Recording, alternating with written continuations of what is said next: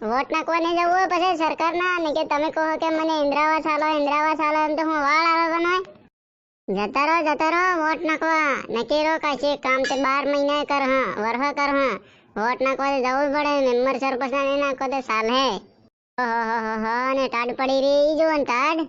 બાપરે બાપ મન તો ઉઠાતું નહીં એ હું ટાઢ પડે ને ની કાશે હું તો સાટા તો પડ જા